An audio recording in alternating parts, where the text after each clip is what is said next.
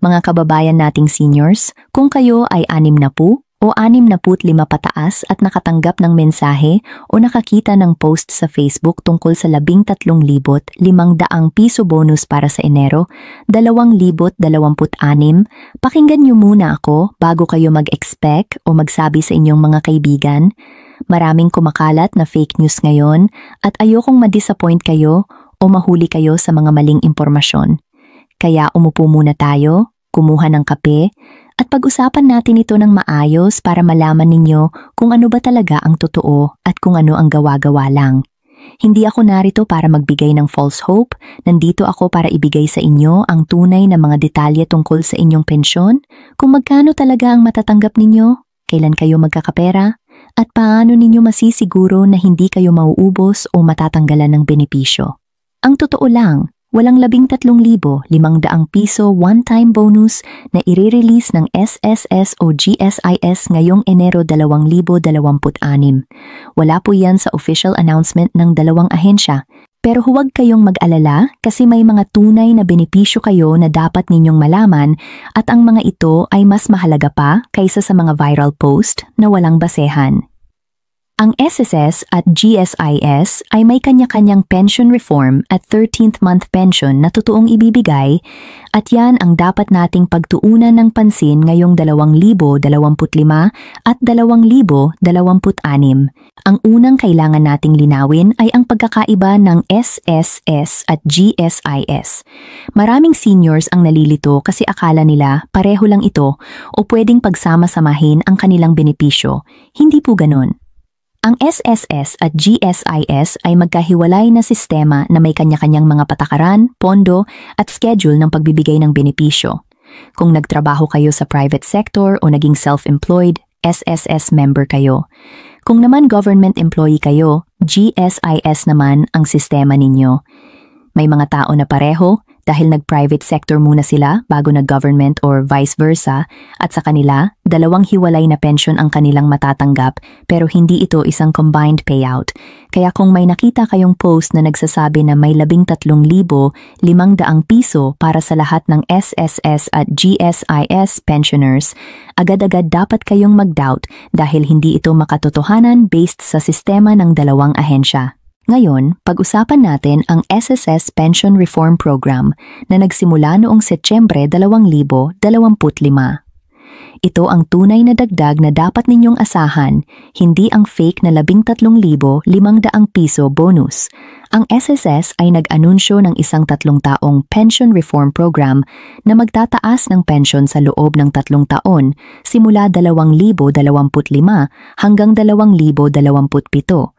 Ang primera round ng increase ay nangyari na noong Setyembre 2025 at karamihan sa mga pensioners ay nakita na ito sa kanilang October 2025 payout. Para sa mga retirement at disability pensioners, may 10% increase, habang ang survivor pensioners naman ay nakatanggap ng 5% increase. Halimbawa, kung ang inyong monthly pension dati ay 5,000 piso, ngayon ay 5,500 piso na ito simula October 2025. Kung naman 8,000 piso ang dating pensyon ninyo, ngayon ay 8,800 piso na. At kung 12,300 piso naman, ang bago ninyong monthly amount ay 13,530 piso. Nakita nyo ba? Hindi ito one-time bonus, kundi permanenteng dagdag sa inyong monthly pension na matatanggap ninyo habang buhay. Ang maganda pa rito, hindi pa tapos ang dagdag.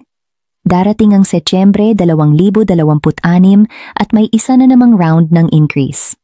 Sa Setyembre 2026, magkakaroon ulit ng karagdagang 10% increase para sa retirement at disability pensioners at 5% naman para sa survivor pensioners. Kaya kung 5,500 piso ang inyong pensyon pagkatapos ng Oktubre 2025 increase, ito ay magiging 6,050 piso sa Setyembre 2026. At sa Setyembre 2027, may pangatlong increase pa na susunod din sa parehong pattern. Ito ay isang structured long-term improvement ng inyong pensyon para mas makahabol sa tumataas na presyo ng bilihin. Hindi ito isang biglaang 13,500 piso na isang beses lang, kundi tuloy-tuloy na pagtaas ng inyong kita bawat buwan, taon-taon. Pero tandaan, ang increase na ito ay automatic lang. Hindi kailangan mag-file ng special application para makuha ang adjustment na ito, basta ang inyong SSS pension ay active at tama ang bank details ninyo. Walang dagdag na proseso, walang fixers na kailangan bayaran, walang special form na kailangan punuan. Ang SSS mismo ang mag-a-adjust ng inyong pensyon. Kaya kung may tumawag sa inyo o nag-message na kailangan ninyong magbayad ng processing fee para makuha ang increase, scam iyan. Huwag kayong papatol. I-report ninyo kaagad sa SSS hotline na 1455. Ngayon, pag-usapan naman natin ang 13th month pension kasi ito ang isa sa mga totoo at siguradong benepisyo na dapat ninyong abangan. Lahat ng SSS retirees ay entitled sa 13th month pension na binabayaran tuwing December simula noong 1988. Ito ay equivalent sa inyong regular monthly pension. Kaya kung ang inyong monthly pension ay 5,500 piso, ang inyong 13th month pension ay 5,500 piso din. Kung 8,800 piso naman ang regular pension ninyo, 8,800 piso din ang 13th month.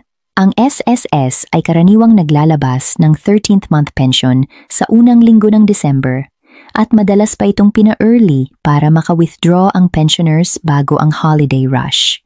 Noong 2024 halimbawa, ang SSS ay nag-release ng ika-13 buwan at Disyembre pensyon na worth 32.19 na bilyon para sa mahigit 3.6 na milyong pensioners at ang unang batch ay na-credit na noong Nobyembre 29 pa. Kaya asahan ninyo na bago matapos ang taon, may dagdag kayong 1 buwan na pensyon na pwede ninyong gamitin para sa Pasko o sa pagbili ng mga pangangailangan para sa bagong taon.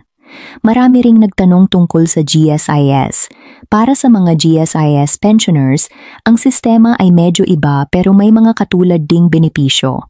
Ang GSIS ay dati nang nag-aalok ng Christmas cash gift para sa kanilang pensioners na equivalent sa 1-month pension hanggang maximum na 10,000 piso. Ito ay para sa old age at disability pensioners na qualified. Ang GSIS ay karaniwang nag-credit ng monthly pension tuwing ika-8 araw ng buwan, subject sa banking holidays at adjustments. Kaya kung GSIS pensioner kayo, asahan ninyo na tuwing ika-8 ng buwan, may papasok na pension sa inyong account. Kung wala kayong natanggap sa tamang araw, i-check ninyo kung tama ang inyong bank details at kung may hold ba sa inyong account dahil sa kulang na requirements tulad ng Annual Pensioners Information Revalidation or APIR.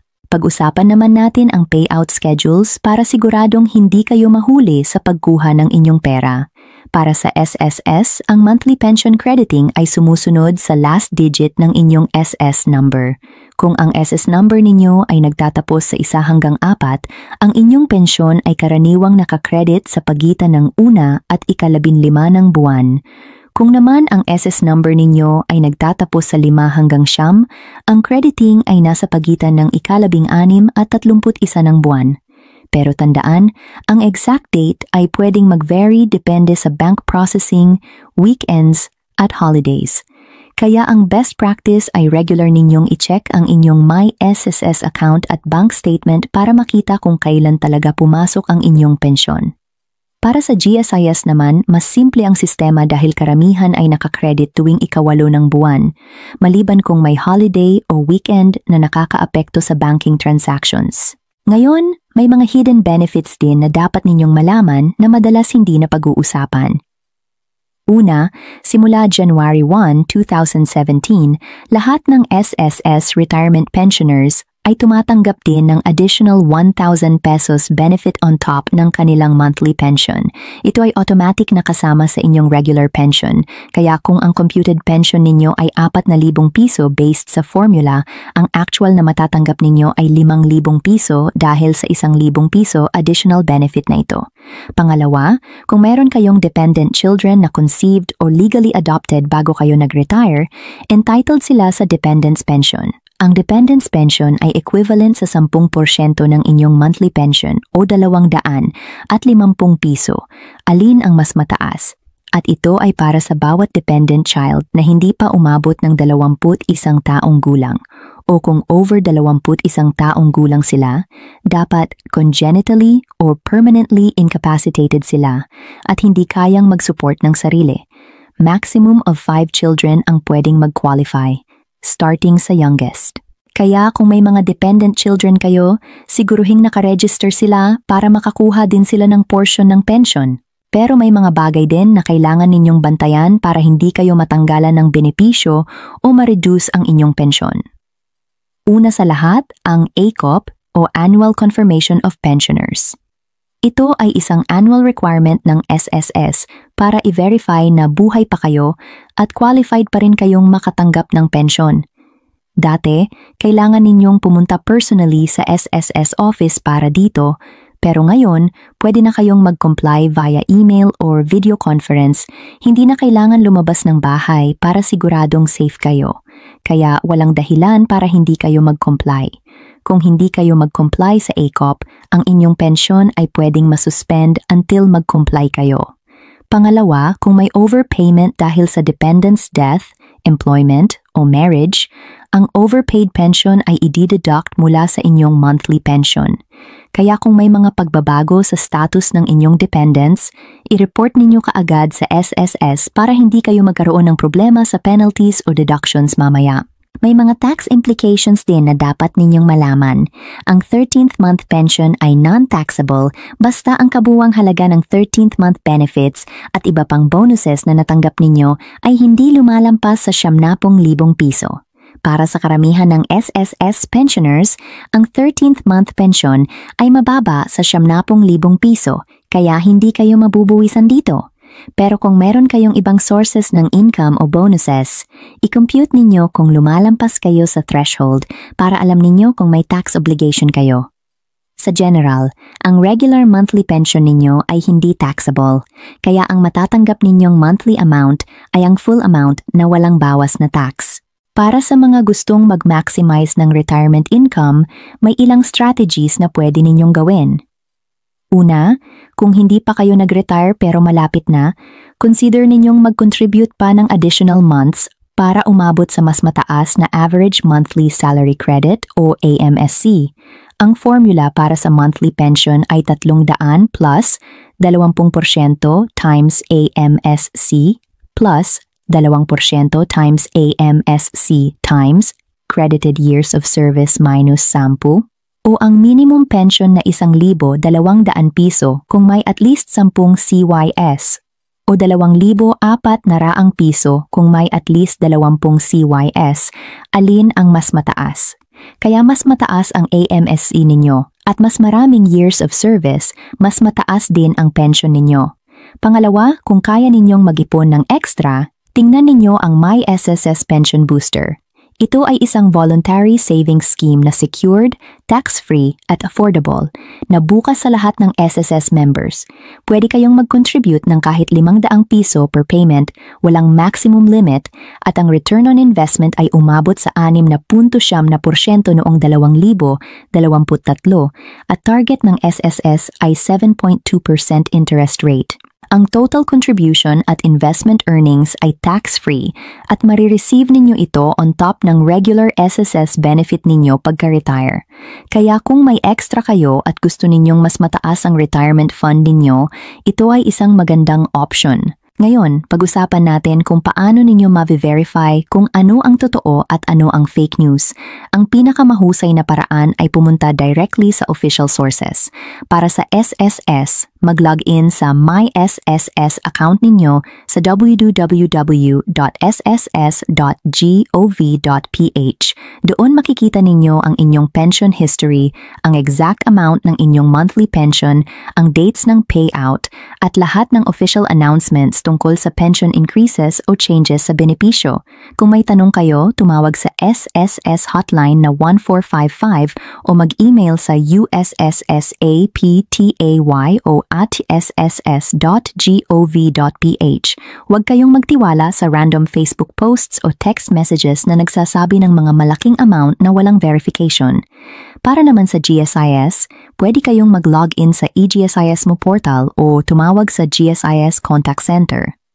Ang official website ng GSIS ay www.gsis.gov.ph at doon makikita ninyo ang lahat ng verified information tungkol sa inyong pension at benefits. May mga common scams din na dapat ninyong iwasan. Una, huwag kayong magbabayad ng kahit anong processing fee para sa pension increase o para sa special releases. Ang SSS at GSIS ay hindi humihingi ng bayad para sa mga automatic na pension adjustments. Pangalawa, huwag kayong magbibigay ng OTP, PIN o full card details sa kahit kanino kahit na sabihin nilang galing sila sa SSS or GSIS. Ang banks at government agencies ay hindi hihinging ng mga sensitive information na ito via text o social media. Pangatlo, mag-ingat sa mga viral graphics at unverified Facebook pages na nag-a-announce ng mga bagong benefits na walang official confirmation. Kung may nakita kayong post na mukhang masyadong maganda para maging totoo, i-verify ninyo muna sa official channels bago kayo mag-expect o magsabi sa iba. Para sa mga pensioners na nasa abroad, meron ding mga provisions para sa inyo. Ang GSIS ay may ARAS o Annual Renewal of Active Status na pwede ninyong gawin kahit nasa ibang bansa kayo. Ang ARAS para sa pensioners na based abroad ay ginagawa during their due birth month at pwede ninyong i-withdraw ang inyong monthly pension mula sa kahit anong ATM abroad na may Visa or Visa Plus sign. Para sa SSS naman, ang pensyon ay pwedeng i-credit sa UMID card ninyo na enrolled as ATM o sa preferred disbursement account na registered ninyo through the Disbursement Account Enrollment Module o DAEM.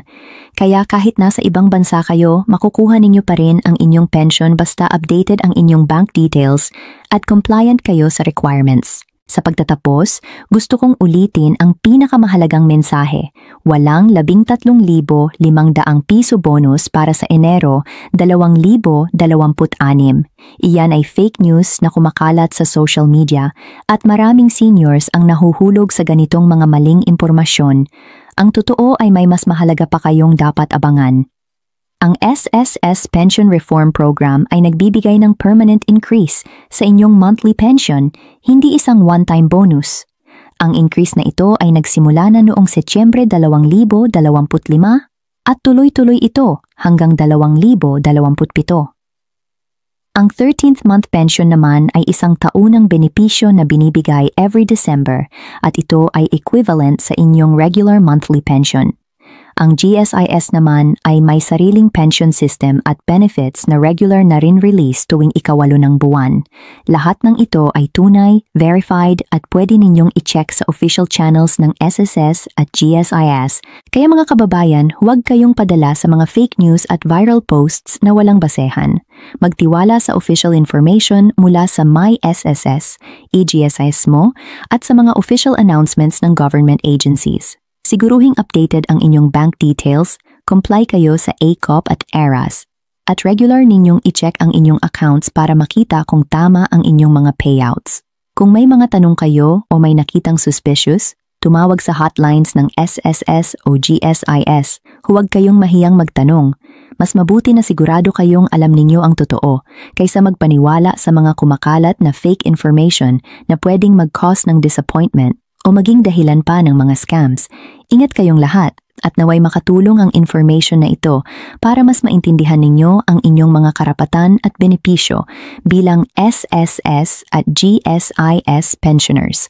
Salamat sa pakikinig at sana ay naging malinaw para sa inyo kung ano ang totoo at kung ano ang hindi tungkol sa inyong pensyon ngayong 2025 at 2026.